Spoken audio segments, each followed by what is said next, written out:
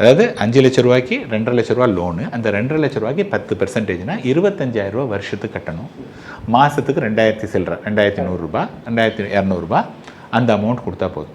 இங்கே வந்து என்ன பியூட்டி அப்படின்னதுன்னா, நீங்கள் எந்த இடத்துல வேணாலும் இருக்கலாம்.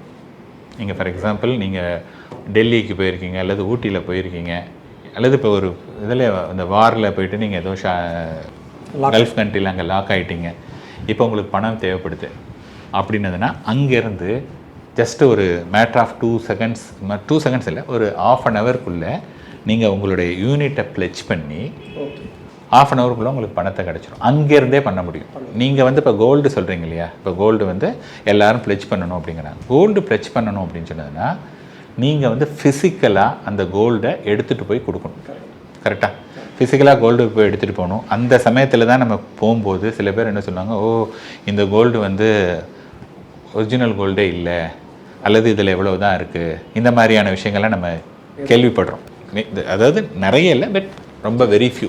அது வந்து நடக்கிறதுக்கு ஒரு சான்ஸ் இருக்குது. அண்ட் ரெண்டாவது, நைட்டு 10 மணிக்கு எத்தனை கடை 10 மணிக்கு நைட்டு திறந்துருக்காது. ஓகேங்களா? ஸோ பேங்க்னா நீங்கள் 3 பேங்க்னா ஸோ தேர் ஆர் ரெஸ்ட்ரிக்ஷன். இங்கே அப்படி கிடையாது. 24/7 எப்போ வேணாலும் நீங்கள் எடுத்துக்கலாம்.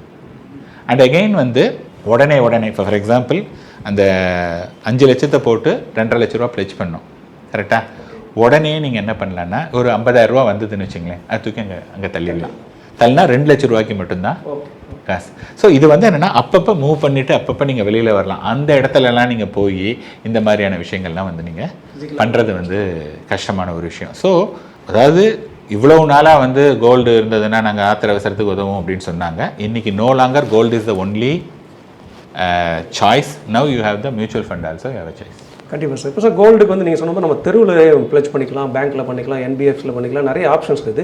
இந்த மாதிரி மியூச்சுவல் ஃபண்ட் ப்ளெச் பண்ணுறதுக்கு அந்த மாதிரி ஆப்ஷன்ஸ் இருக்கா, இல்லை ஏன்னா ஒரு சில நிறுவனங்கள் மட்டும்தான்? இல்லை, மியூச்சுவல் ஃபண்ட்ஸில் வந்து பார்த்தீங்கன்னா இப்போதைக்கு ஒரு 3-4 பேர் வந்து லோன் தரத்துக்கு ரெடியாக இருக்காங்க. அவங்கள பொறுத்தவரை சேஃப். அவங்க என்ன பண்ணுறாங்க, முதல்ல 50% தான் தராங்க.